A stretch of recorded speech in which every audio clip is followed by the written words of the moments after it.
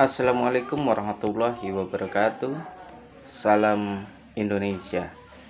Pada kali ini saya akan membahas yaitu berkaitan dengan organisasi regional dan global. Ini adalah materi pada kelas 12 IPS di bab 4. Nah, yang ingin saya singgung di sini adalah melihat kondisi terkini dengan terjadinya perang-perang besar seperti Rusia dengan Ukraina dan yang baru beberapa hari terjadi antara Israel dengan Palestina, maka kita akan melihat dulu organisasi-organisasi militer yang pernah terbentuk di dunia seperti NATO, North Atlantic Treaty Organization atau Organisasi Pertahanan di Atlantik Utara.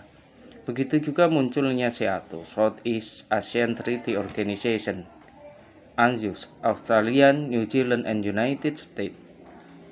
Nah, kita akan melihat apakah organisasi ini memang berdiri untuk menjadi negara-negara yang mewakili negara-negara di beberapa belahan dunia sebagai bentuk organisasi yang cinta damai, atau ada apa di balik itu. Begitu juga ketika muncul organisasi-organisasi ekonomi seperti MEE atau EEC, European Economic Community, OPEC, Organization of the Petroleum Exporting Countries, ASEAN, Association of Southeast Asian Nations. Maka kita bisa memunculkan beberapa pertanyaan dari hasil apa yang pernah mungkin kita analisis dari beberapa bacaan dan melihat situasi yang berkembang saat ini. Yang bisa kita lihat adalah ketika kita melihat ASEAN untuk Indonesia, terutama kita warga Indonesia, apa yang bisa kita lihat dari ASEAN? Yang pertama adalah kerjasama apa saja yang dilakukan Indonesia dengan negara-negara anggota ASEAN, dan apa keuntungan yang sudah kita dapatkan. Tentu itu yang harus kita lihat. Kerjasama itu seharusnya saling menguntungkan.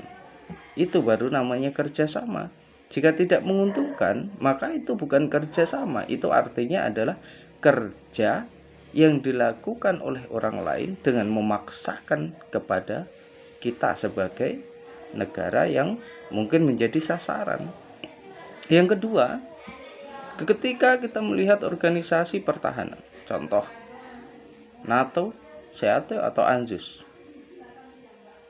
maka apakah organisasi tersebut memang dibentuk sebagai antisipasi, dalam artian organisasi yang mengantisipasi terjadinya perang, atau sebagai pendamai ketika sudah terjadi perang, dialah yang mendamaikan, atau penyebab perang itu sendiri terjadi? Tunjukkan dengan contoh yang mungkin bisa saudara lihat dari berbagai sumber. Saya kira itu saja yang bisa kita analisis dari beberapa bukti dari sumber materi yang mungkin bisa saudara-saudara baca dari berbagai data. Terima kasih. Assalamualaikum warahmatullahi wabarakatuh. Semanjute.